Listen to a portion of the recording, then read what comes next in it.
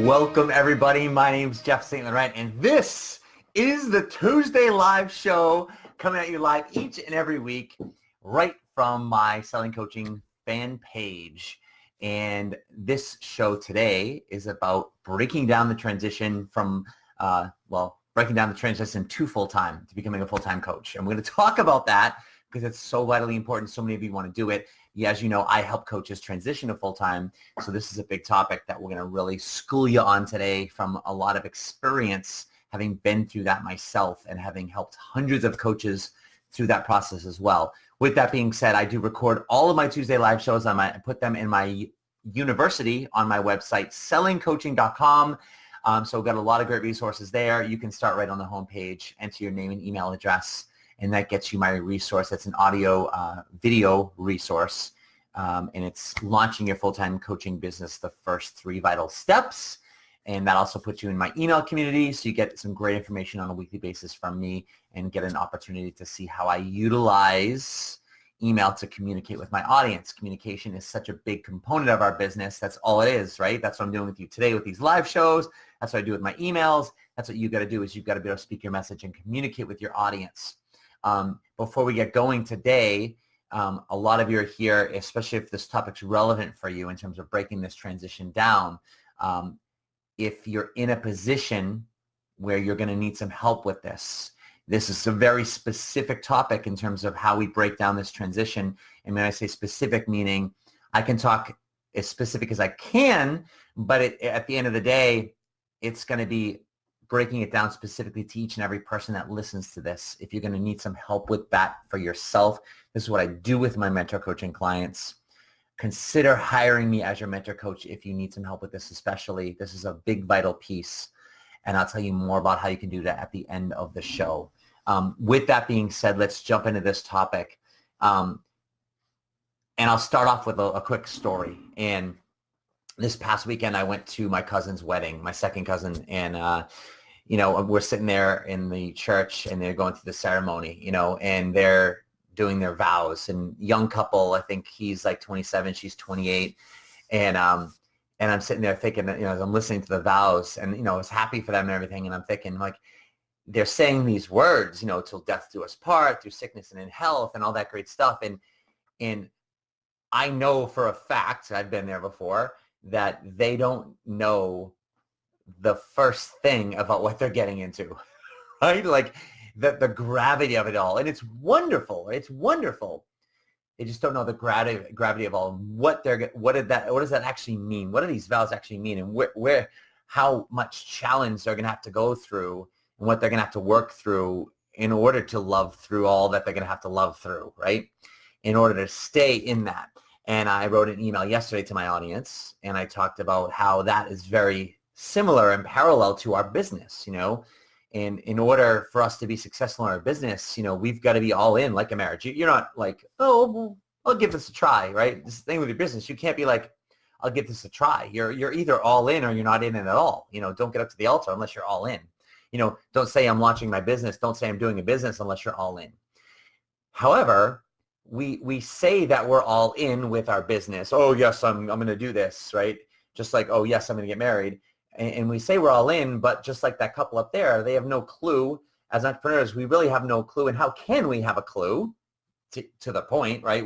How can we even have a clue of what we're going to be facing and what we're going to have to go through when we embark upon this journey, right? With entrepreneurship, you can't. However, this is why I do what I do as a mentor coach now, because I believe I can help with some of that. I can start to give you a clue, not to scare you away, right? This isn't all doom and gloom, like, all right, let me talk about all the hard things you're going to have to go through, right? Just like you can talk to maybe if your parents have, people that have gone through marriage, whether it's succeeded or failed. Sometimes you can learn more from the people that have failed and have succeeded, right? But either way, you can talk to those people just like in a marriage to learn, how did you get through it? What did you do? What was the key to happiness? What was the key to, your failure? What would you do differently? What perspectives did you learn, right? So to me, that's that mentoring with our business is, what do we learn? And that's why I do what I do is I help coaches transition to full-time business that's why with today, as I really want to start to break down some of the big topics, or at least make you aware of some of the big topics in the time that we have of this transition to full time, so you can start to get an idea of where do you need and what do you deserve to put your focus, and mainly if you get anything from what I'm going to share in the next X amount of minutes or so, is I want you to get the sense of patience. I want you to be able to derive patience from what I'm sharing, because if you're going to make it in this business, you're going to have patience, as with anything in life. But you're going to have patience for creating results, because results in our head are created like this. Results in reality take time. And even though you'll be creating steady, small results on a daily, weekly, monthly basis, it takes years to cultivate the engine where you can start to see, wow, I can see I'm doing this consistently. I'm getting consistent results, right? You can start off and you can throw a video out there. You could do a seminar and you can get your first client. You could be like, woo, that's awesome. Okay, but can we do that again? And even if we're doing it again, it's not enough, especially if we're talking transitioning, let's say, from a job or wherever we're doing to, or providing what we need it to. And so the hit of a client is sweet, but that hit goes away pretty quickly, especially when there's, financial responsibilities that aren't being met yet. So that brings me into some of the first topics, is having that patience. But there are factors that we need to start to consider. And like I said, these are the things that I go into a lot of detail with, and specifically with each individual when I work with someone, when they hire me as their mentor coach. But at least I can start to give you this is number one, you got to really start thinking about your financial plan, your financial strategy. You got to be thinking about your financial plan on the back end. When I work with some of my clients, when they start making some money, especially if they start making some really good money, what I consider good money is, here's enough. What is enough? Enough is enough to pay the bills. There's more than enough, which is having more money at the end of the month than required, right? So I've paid my bills and now I've got extra money, right? And then there's much more than enough. And that's when you start to understand is, okay, now that's where I can start to give back, right? I can start to give back and spread the goodness of what I'm learning and to other people as well. And we can show us how to do that. But at that point, we've got to start figuring out, how do we make our money work for us, in terms of how does our money start to make money through investments and things like that. That's more advanced. Like, but for right now, we've got to figure out, how do we work our business so we have enough. And so what we've got to start to understand is our financial situation, where we're coming from right now, whether you've got a job, whether you don't have a job, whether it's full-time, part-time, et cetera. What we've got to start to understand is, we're going to start to understand with what our minimum financial requirements are each month in our household. How do we get that number as close to zero as possible? Meaning what we're financially responsible for, right?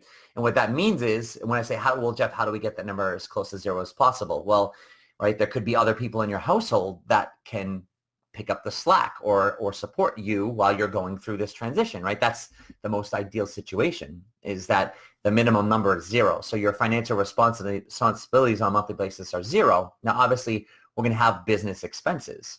We don't have to have huge business expenses. I always believe our biggest business expenses are going to be, the mentoring and the coaching that we need to do, the people we need to hire in order to help us understand and structure, and because that's what I did. That's what I still do now. It's hard to do on your own. Sorry, we need that. We need to have that guy. We need to have that mentor, such as myself, right? I always say that's always our biggest expenses, right? I mean, hosting for our website and an email platform like Aweber, hosting, things like that. I mean, we're talking, $15, $20 a month, credit card, processing credit card fees. Like, those are the minimum things we need in our business. That's it. Less than $100 a month of stuff. Maybe another subscription service here and there if you want to have online scheduling or whatever, but a lot of that stuff can be done for free. Even like Zoom, platforms like that, right? So minimal business expenses. But at the end of the day, we understand our financial requirements. The other component of it is if we have a job, we've got to understand emotionally and physically how much that requires of that energy on a daily basis. Now, I work with clients and they love their job and they're doing it and they don't mind it. So at the end of the day, they whether it's a 12-hour day or a 6-hour day, they come home and they're recharged, right? They don't have a commute. Even if they have a commute, it's okay. It doesn't bother them, no matter how short or long it is. They come home and they're like, they feel good and they can have a little family time and they can get into their office for 2 or 3 hours each night and they can feel good about it. Then there are some people, again, doesn't matter how short or long the commute it is, but they come home and they're just physically and emotionally drained. And it's just like, oh, and then they got to get in their office and it's dark outside, and their kids and their spouses are downstairs or whatever, and they're having fun. And the last thing they want to do is they want to be in their office, right? And then they're in their office and they don't know what to do. And they're tinkling with their website and they're tinkering with whatever they're tinkering with, and they're not getting anywhere. And they go through months and months of the motions. And then they'll post something on Facebook and they just somehow, secretly expect I'm going to get clients from this. And then nothing happens and they're just like deflated. But they don't have realistic expectations with it at all either, but there's a component there. So we've got to assess, if you have a job, the cost of it on a daily basis, the physical and the emotional cost. We've also then got to weigh the financial gain from that job. So if we have a job, it's providing income for it. That goes back to obviously our minimum financial requirements, right? So we've got to understand, how well am I getting paid for that use of time, right? As an entrepreneur, we don't get paid for time. That's a great part about entrepreneurship. A lot of jobs you get paid for time, right? Maybe it's a salary, right? But most people, if you get paid by the hour, you're trading time for dollars, so to speak, right? If I show up for 8 hours, I can get paid for that 8 hours. Whereas if I show up in my office for 8 hours, it doesn't mean I'm going to get paid for anything. As an entrepreneur, we get paid for results, not time. So that's why it doesn't matter how many hours we necessarily put into our business. But with our job, we got to start to understand, well, with the time I'm putting in, coupled with the physical and emotional cost, what am I gaining from that? Especially if it's a job that you don't like or it doesn't give back to you at all, fulfillment purpose-wise or, reward. If you're just pulling a paycheck out of it, what is that reward?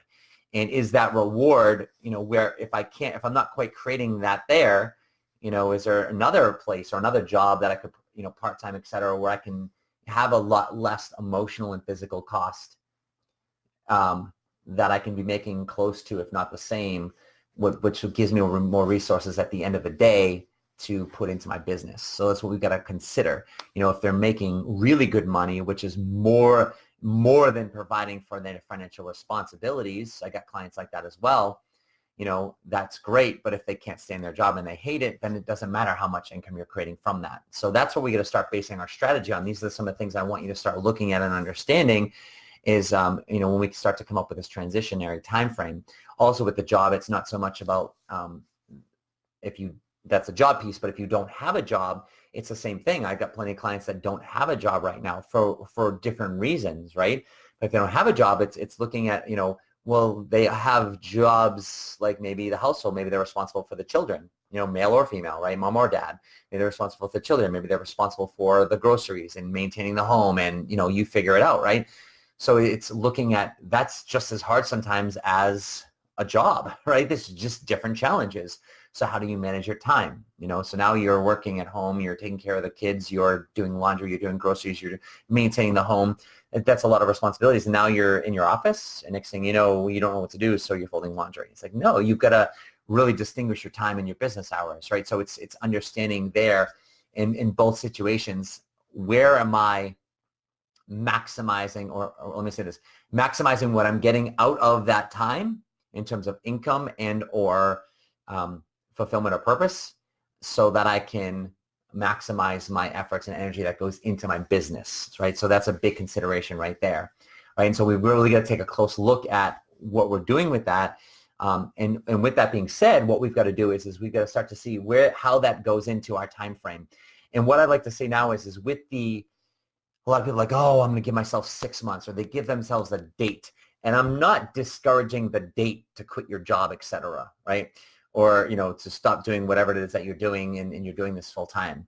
I want you to rather let's start to assess some of these pieces of your world and then start to assess, what is the flexibility with your job moving forward financially? How can we start to create a financial buffer, a transitionary fund, right? So no matter what you're earning, even if you're earning, let's just say you're earning $5,000 a month, how can we get the minimum financial responsibilities down to zero? In other words, maybe the spouse or someone that's helping you out with that stuff lessens your contribution. But if you're still working, the more money you can dump into a transitionary fund, to a savings, that's better, because at some point you're going to have to either go part-time, smaller time, then full-time, or some people have to go from full-time to zero, meaning you have to quit their job to do that. And even if you are earning some consistent income with your coaching business, you're still going to have months that look like this. Even my coaching clients right now that I've been working with for 2 going on 3 years or more, they've got some steady coaching income each month on average. They're averaging, let's say, $2,000 a month, $3,000 a month, $1,500 a month, maybe $5,000 a month, right? And then they'll have a blip, those blip months, right? No matter where your base is, your base average is the blip. And like I had a client, 2 months ago, they were averaging, I think it was like $2,500 a month, and then they had a $10,000 month. And then it went back down to like 1,000, and then kind of like was back in that, that $2,500 plus or minus average, right? So you have those blips. Those are nice, right? Sometimes the blips not only are up blips, but they're down blips, like 0 or 1,000. And so that's the unpredictability of the engine of entrepreneurship, right? But we've got to account for that, because our financial responsibilities, sometimes they come in blips too. You have a steady blip and all of a sudden your car dies, or your water heater dies, or, you've got the 1,000, you own a home, right? So things happen, and everything that breaks in a home is at least $1,000. That's the way I look at it. When something breaks, it's $1,000. And so you've got to account for those blips there as well. And so that's where a transitioning or a buffer fund, can be helpful, or it's necessary in a lot of ways. And whether that comes from, money you've saved, a line of credit, and again, I'm not going to be your financial advisor. Oh, you shouldn't do that. It's just, you need to have access to funds so they don't, it doesn't destroy you. So with that, those are things that we've really got to start to consider. And what I want you to do is the biggest piece of it all, as it goes back to the beginning of this, is where I talked about the patience, but it also talks about see if you can start to wipe away your time frames.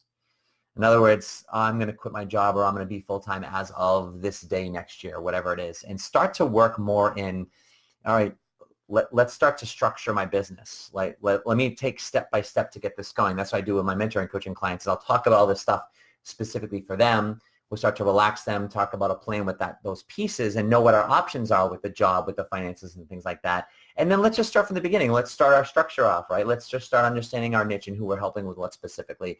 Let's get our website looked at. Let's get some free offer done. Let's come up with our marketing structure in terms of staying in front of our existing audience, setting up our email platform.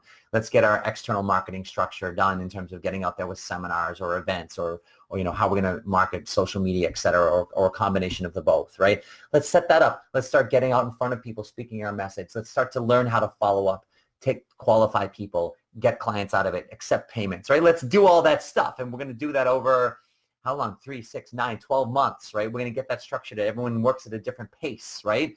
Let's just work with the pace we can work at. Some of my clients, they sprint. They're in a rocket ship. Some of them are just crawling along. Nothing's right or wrong. It's just what's going on in their world based on what's required of them on a daily basis. They're a mom, they're a dad, they have a full-time job, part-time job, whatever. They're going through X, Y, and Z. They're a human being, right? So we've got to find that pace. And then let's start to see and develop some statistics in your business, right? When my clients that I've been working with 6, 12 months or more, especially, we've got statistics in their business. How many people are you talking to on a weekly basis are you talking to? How many of those people are you approaching and potentially offering a complimentary session because they qualify? How many of those are converting to clients? How many of those clients are now renewing with you? But we have some more statistics in our business. So we start to understand what we're doing with. And that's the point you can really start to look at, okay, with what I'm doing in my business and what we can project if we were to, add more time, where we understand if we put a fuel on this fire, if we got even better at the things we're doing within that, where could that go statistically? That's all we have to work off of. But we got to create some type of an engine to work from. And then we can go from there. And that's when you can start to get a better time frame, hopefully in the midst of that year plus, year to 2 years. That's the reality of it. You can start creating a transitionary fund. And so now after a year, 2 years, you've got 10, 20, 30 grand, in a high yield bank account, that's earning, let's say 2% interest right now. Right. And now you feel better about yourself. And the worst case scenario, well, the best case scenario is you don't ever use that money. And so now you have that money for retirement or something else, right? In worst case scenario, you have to use that money, but it's there. It's a financial buffer is there for your emotional wherewithal and your anxiety so you can sleep at night. So when you have a blip on a down month, you have some buffer to cover some of those expenses. You don't have to worry about those things, and you just keep going with your business. So those are some of the components that I want to make you aware of so you can start to understand this transition and understand it's not just like, all right, I'm just going to do this overnight.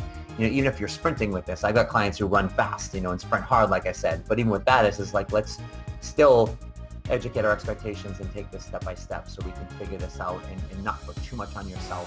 Because when you put too much on yourself, and you put especially too much on the business and an expectation on it, how do we know if it's real or not? Let's just set ourselves up the best that we can, so as we get forward, we can start to understand, what we can create from that, and we don't get disappointed, because we've got to manage our expectations. Because when we get disappointed and we get deflated, it's hard doing this with our emotions. That's more exhausting than anything else, and that's the stuff that will kill you.